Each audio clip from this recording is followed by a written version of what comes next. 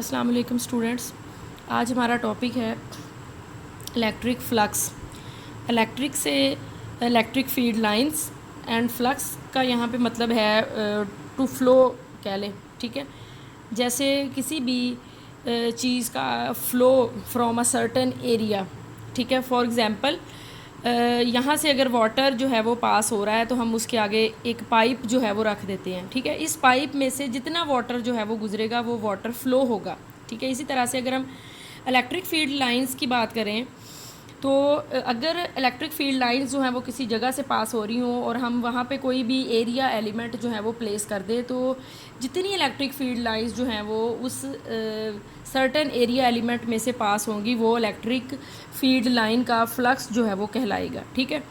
तो हम इसको डिफ़ाइन कर लेते हैं। The number of electric field lines passing through a certain area element is known as electric flux which is denoted by a Greek letter phi of E, ठीक है।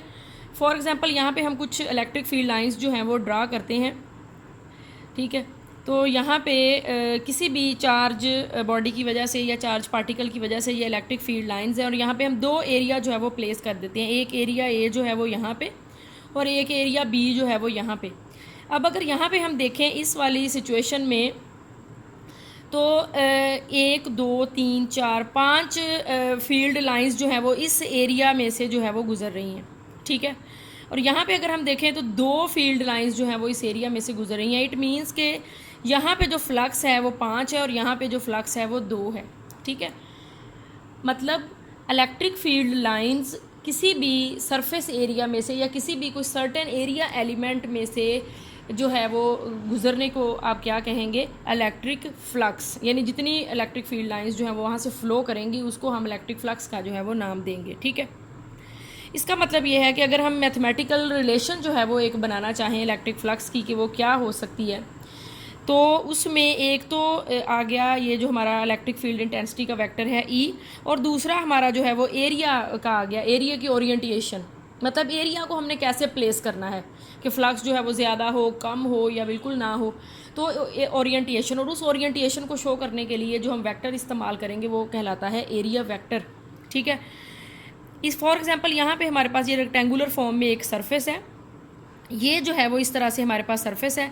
इस surface का जो एरिया वेक्टर होगा वो नॉर्मल टू दैट सरफेस होगा, normal to that surface जिसकी direction जो है वो यानी ये हम बनाई गई है परपेंडिकुलर टू दैट सरफेस और नॉर्मल टू दैट सरफेस, ये एरिया वेक्टर की डायरेक्शन है, ठीक है। और ये वाला जो है ये सरफेस एरिया है, ठीक है। यानी सरफेस एरिया अगर हम कहेंगे तो हम इसको कहेंगे, और अगर इस एरिया को का जो एरिया वेक्टर होगा वो होगा नॉर्मल टू दैट सरफेस, ठीक है। इट मीन्स के इलेक्ट्रिक फ्लक्स को जो फाई ऑफ ई से डिनोट किया जाता है उसको मैथमेटिकल एक्सप्रेशन में लिखने के लिए हमें दो वेक्टर की ज़रूरत पड़ेगी। एक इलेक्ट्रिक ये जो इलेक्ट्रिक फील्ड इंटेंसिटी और दूसरा एरिया वेक्टर। तो हम इसको मैथमेटिकली इस तरह से लिख सकते हैं phi of E is equal to E dot A. It is a dot product of these two vectors electric field intensity and area vector A, ठीक है। अब हम मज़ीद इसको देखते हैं कि कब ये मैक्सिमम होता है और कब जो है वो ये मिनिमम होता है, ठीक है। तो यहाँ पे हमारे पास फर्स्ट केस है जिसमें हमने ये जो है एक एरिया वेक्टर जो है सॉरी एक सरफेस एरिया जो है वो ये इलेक्ट्रिक फील्ड लाइंस है, ये इलेक्ट्रिक फील्ड लाइंस जो है वो यहाँ से गुजर रही हैं तो हमने इसके आगे एक एरिया जो है वो यहाँ पे रख दिया, ठीक है। ये वाला जो है वो एरिया। अब ये देखें कि जो सरफेस है ये परपेंडिकुलर हमने रखी है लाइंस के लिए परपेंडिकुलर जो है वो रखी है, ठीक है। लेकिन जब हमने सरफेस को ऐसे परपेंडिकुलर रखा तो यही वाली जो सरफेस थी जब हम इसको दूसरी तरह से प्लेस करेंगे तो जो एरिया ये वाली जो एरिया वेक्टर है वो ये है। यानी ये वाली जो हमारे पास सरफेस है इस सरफेस का जो एरिया वेक्टर है अब इस तरह से आ गया, ठीक है। उसकी डायरेक्शन जो है वो ये हो गई।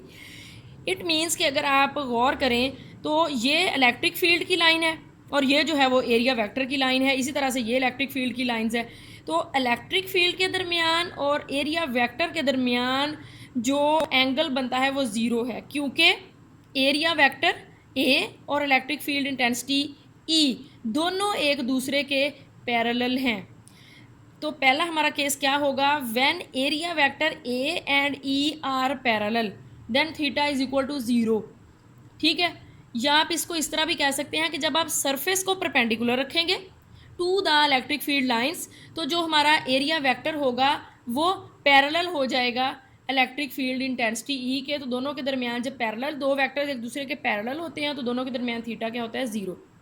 Now according to the mathematical relation phi of E is equal to E dot A, अगर आप डॉट प्रोडक्ट का जो ये डॉट हटा देंगे तो हमारे पास आएगा कॉस थीटा, ठीक है। यहाँ पे in that case theta is equal to zero, तो E A cos zero degree, और आपको ये पता है कि कॉस ज़ीरो डिग्री जो है वो 1 के बराबर होता है। तो phi of E is equal to E A, maximum हमारे पास यहाँ पे वैल्यू आएगी। और यहाँ पे अगर आपको थोड़ा सा नज़र आ रहा है तो मैक्सिमम नंबर ऑफ जो फील्ड लाइंस हैं वो अगर आप एरिया को इस तरह से ओरिएंट करेंगे, इस तरह से आप एरिया वेक्टर को या सरफेस एरिया को अगर आप इस तरह से रखेंगे तो मैक्सिमम लाइंस जो हैं वो यहाँ से गुजरेंगी, ठीक है। तो दूसरा केस है जब आप सरफेस को किसी भी इलेक्ट्रिक फील्ड लाइन के पैरेलल रख देते हैं तो एरिया वेक्टर क्या एंगल बनाता है। पहले केस में हमने जो हमारा सरफेस एरिया था उसको हमने लाइंस के परपेंडिकुलर रखा था। देखिए लाइंस इस तरह से आ रही हैं, सरफेस एरिया जो है वो हमने उनके आगे परपेंडिकुलर जो है वो रख दिया, तो एरिया वेक्टर जो है वो पैरेलल हो गया। एंगल हमने एरिया वेक्टर और ई के दरमियान देखना है, ये आपने मतलब जेन में ये आपने बैठा लेना है कि जो आपने ये वाला जो थीटा एंगल है हमारा, ये आपने एरिया वेक्टर ए और ई के दरमियान जो है वो देखना है कि क्या बनता है। तो सेकंड केस में इसी एरिया को आप दूसरे तरह से ओरिएंट कर देते हैं, यानी इस तरह से प्लेस कर देते हैं कि सरफेस एरिया जो है ये इलेक्ट्रिक फील्ड लाइंस के पैरेलल होगा, लेकिन इस केस में जो हमारा ये एरिया वेक्टर है उसकी डायरेक्शन जो है वो परपेंडिकुलर होगी। देखें इलेक्ट्रिक फील्ड लाइंस की डायरेक्शन ये है और एरिया वेक्टर जो है वो ए है, उसकी डायरेक्शन ये है। तो दोनों के दरमियान जो एंगल बन रहा है वो बन रहा है 90 का, क्योंकि दोनों एक दूसरे के परपेंडिकुलर हैं। तो अब हम देख लेते हैं कि हमारी सिचुएशन जो है वो अब मतलब क्या बनता है। तो phi of E is equal to E dot A, again dot product को आप यानी कि लिखेंगे तो हमारे पास आ जाएगा ई ए कॉज ऑफ थीटा। थीटा जो है वो यहाँ पे 90 है तो कॉस 90 जो है वो 0 होता है। तो phi of E is equal to 0, तो मिनिमम फ्लक्स होगा। और एक्सप्रेशन के अलावा भी अगर हम थोड़ा सा आप मतलब इसको समझें गौर करें, देखें यहाँ पे मैक्सिमम फील्ड लाइंस जो है वो एरिया में से गुजर के जा रही हैं, लेकिन यहाँ पे देखें सिर्फ एक फील्ड ऑफ लाइन या मिनिमम फील्ड लाइंस जो है वो एरिया में से गुजर के जा रही हैं। यानी जब आपने इसको ऐसे प्लेस किया तो मैक्सिमम, जब आपने इसको ऐसे प्लेस किया तो मिनिमम, ठीक है।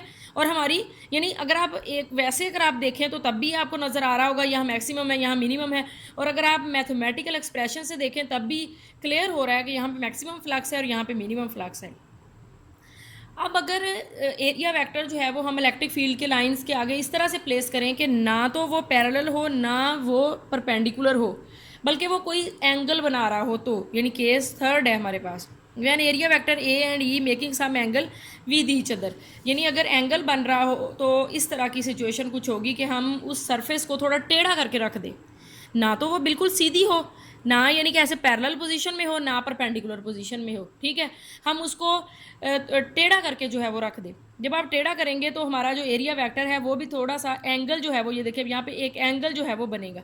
तो जब एंगल जो है वो बनेगा तो उस एंगल का यानी phi of E is equal to E ए।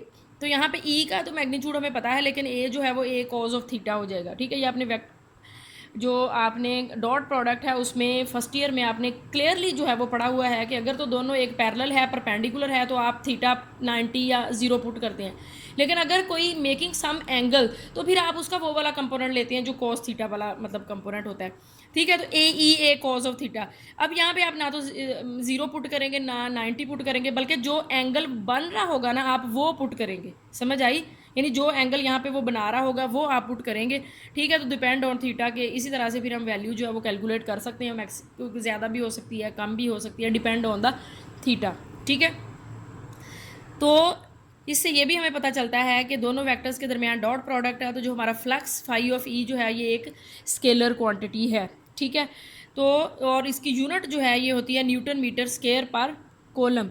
और दूसरी जो सबसे अहम बात इसमें फ्लक्स में याद रखने वाली है वो यही है कि जब आपने डायरेक्शन जो एंगल लेना है वो आपने ई और ए के दरमियान लेना है, ए यानी एरिया वेक्टर के दरमियान आपने एंगल लेना है, और आपने ई तो है आपको पता है, और एरिया वेक्टर के दरमियान जो है वो आपने एंगल लेना है। आपने सरफेस जिस तरह से रखनी है सरफेस के दरमियान नहीं आपने लेना, बल्कि जो सरफेस की ओरिएंटेशन को रिप्रेजेंट करने के लिए जो वेक्टर एरिया है उसकी डायरेक्शन पे आपने गौर करना है, और उसका एंगल आपने ई के साथ लेना है, ठीक है।